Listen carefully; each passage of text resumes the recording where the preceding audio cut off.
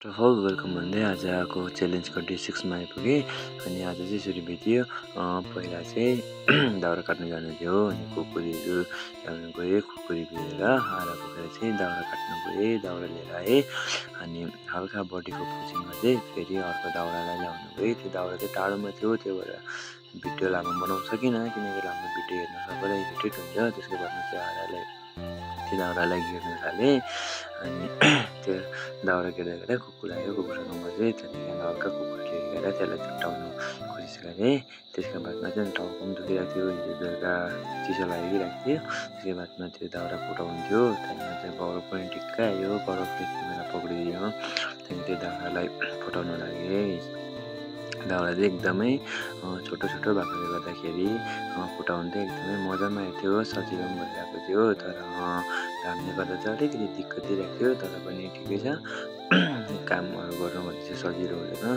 त्यसको बादमा अन्त बाँस फुटाउनु थालेँ। बाँस फुटाएर बाँस अलिक पुगेन, ल्याउनु गएँ। हिजो रोपेको करेलालाई थाङ्ना लाउँथ्यो, त्यहाँदेखि त्यो बाँसलाई बिचबाट काटेँ। त्यसको बादमा चाहिँ अन्त थाङ्ना पुऱ्याउनु गएँ। बैसकी पक्रिनु पर्ने थियो, देखाउनु सकिनँ हजुरहरूलाई बोकेर लगेको चाहिँ। त्यसको बादमा अन्त बाँस अलिक पुगेन, त्यहाँदेखिको बाँस ल्याउनु गएँ। बाँस ल्याउनु जाँदाखेरि ठिक्कै मुजुर कराएको थिएँ नि, यसो माथि हेरेको त त्यहाँदेखिको मुजुर हजुरहरू देख्नु भएन, तर क्यामेरामा देखाउनु खोजेको थिएँ। त्यसको बादमा त्यो सबै गरिसकेर त्यहाँदेखिको दाउरा लगेँ। त्यहाँदेखिको चारो काटेँ, भोलि होमस्टे जानुपर्छ भनेर। त्यहाँदेखिको अन्त चारो काटेँ, त्यहाँदेखिको ठिक्कै आयो बरफ र इमरान। त्यहाँदेखि एकजनाले भिडियो पक्रिदियो, त्यहाँदेखिको भिडियो गरेर काटेँ। त्यहाँदेखिको चारोमा मिक्स गरेँ। त्यसको अनि ग्राउन्ड गएँ।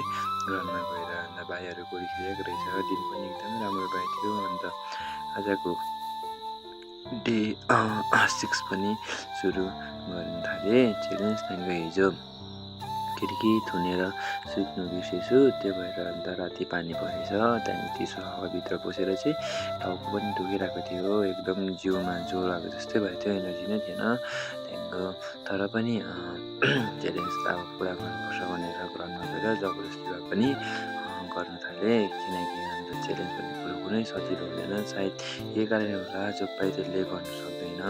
तर अब एकपल्ट आफूले ठानेपछि गर्नुपर्छ। त्यहाँदेखि अन्त एउटा कुरा चाहिँ के थियो भन्दाखेरि चाहिँ आज बिहानको चाहिँ मैले लामो गरेको भिडियो चाहिँ इन्स्टाबाट काट्दै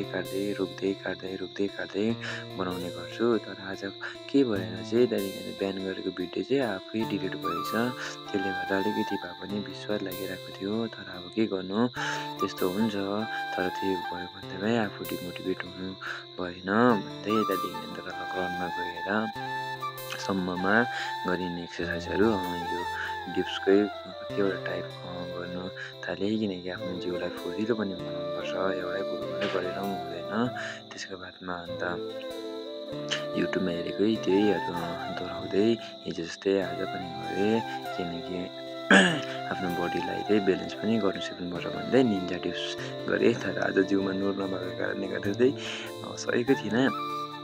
त्यसको बादमा अन्त नेक्स्ट टाइम ट्राई गर्दाखेरि चाहिँ आफ्नो बडी ब्यालेन्समा आएरखेरि चाहिँ गरेँ हल्का। त्यसको बादमा चाहिँ अन्त आफ्नो सोल्डरको लागि अन्त पोस्टमा गर्नु थालेँ। अनि पोस्टको चाहिँ बाँस चाहिँ भाँचिन लागेको थियो, अनि त्यसलाई छोडेर चाहिँ पोस्टको त्यो सिधा खम्बामै पक्रेर गर्नु थालेँ। अनि यति भन्दै आजको टास्क पनि कम्प्लिट भयो। अब फेरि भोलिको टास्क लिएर आउँछु।